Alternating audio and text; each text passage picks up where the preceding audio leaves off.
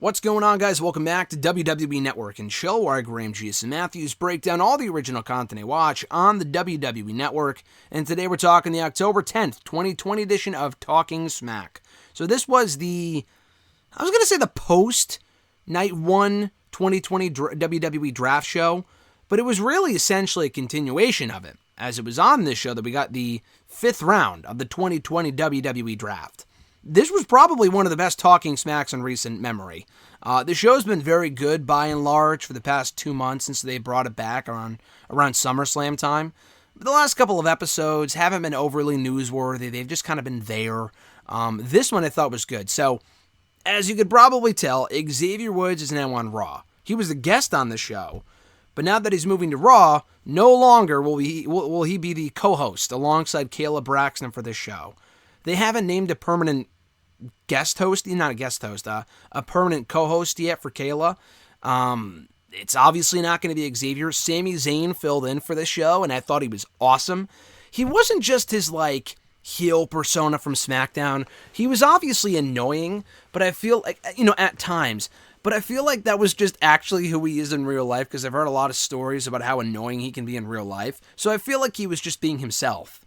And, he was respectful, and he was asking the right questions. Sami was awesome on this show.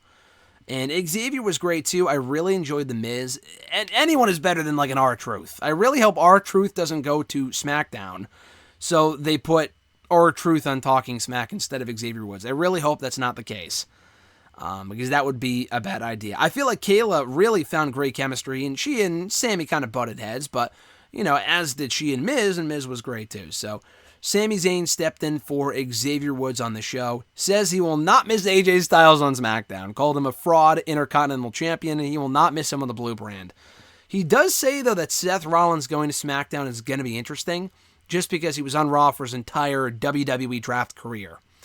They hype up Sasha Banks and Bayley for Hell in a Cell, which will be a Hell in a Cell match for the SmackDown Women's Championship. Sami Zayn brings up that they've had a lot of matches dating back to their NXT days. But what we're going to see later this month will be the biggest match they've ever had. And that includes an Iron Man match, which will probably always be the best one they've ever had, in addition to the Brooklyn match. So, this might be the biggest, definitely not the best. Let's clarify.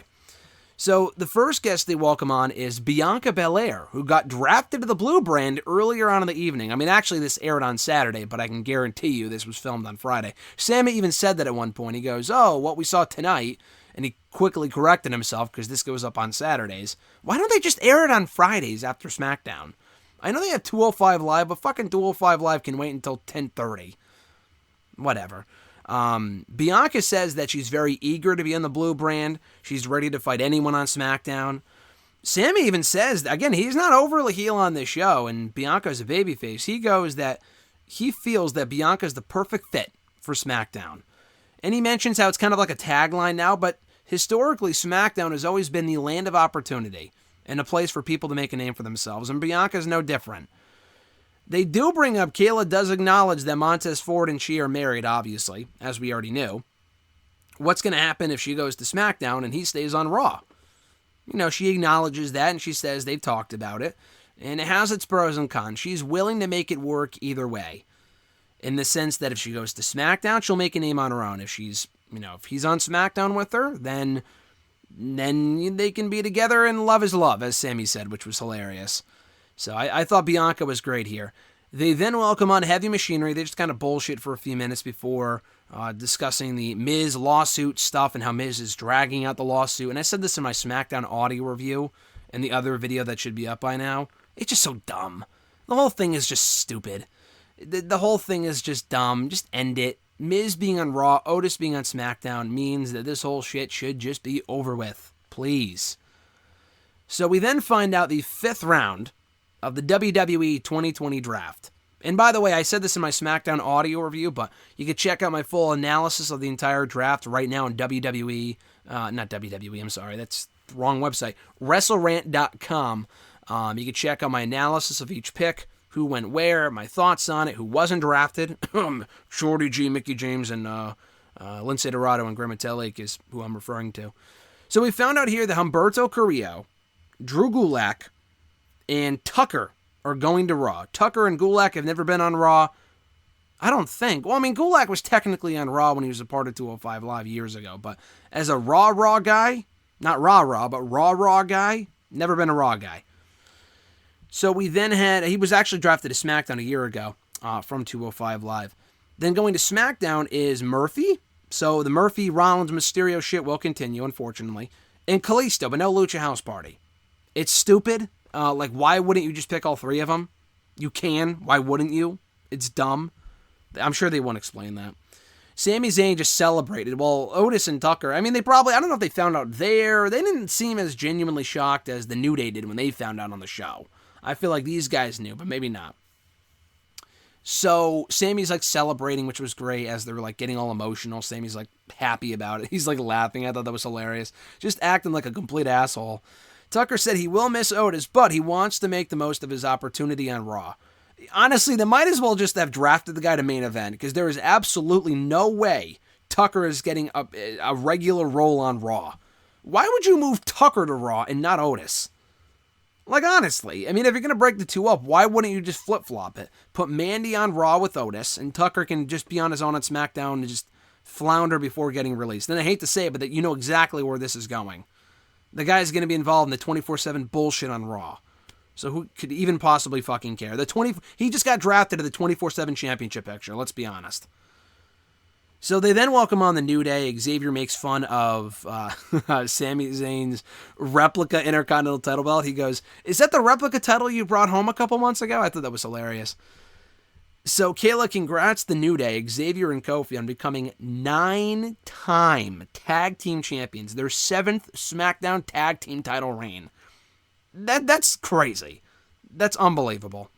So Big E's obviously upset. He's sad. He doesn't want to be sad here on Talking Smack, and it's been said every time he's been on, he said. But he does say that he's sad that New Day might be on pause. He doesn't know what this means for the New Day. But Xavier says if there's any one benefit to the New Day going to separate shows, it's now that you could see the New Day on both Mondays and Friday nights, with Xavier and Kofi on Raw and Big E on SmackDown. Wood says that the New Day is a brotherhood, so they'll never break up, they won't turn on each other, but they'll just be separated for a little while. Sammy said that he was terrified of Big E during that Falls Count Anywhere match, and I completely concur. When Big E was like telling the referee to move, Sami Zayn felt intimidated. And they even say, like, Sammy says, "Oh, what's next for you on your own, Big E? Like, you've been killing it on your own. Like, we need to acknowledge that. We need to bring that up." And Big E teases going after Sammy's Intercontinental Championship, which I feel is only inevitable. And they also hype up the farewell match for SmackDown next Friday, which will see the entire New Day, one final time on SmackDown for now anyway, take on the trio of Sheamus, Cesaro, and Shinsuke Nakamura. So Cesaro and Nakamura, but also kind of the bar too, which is cool.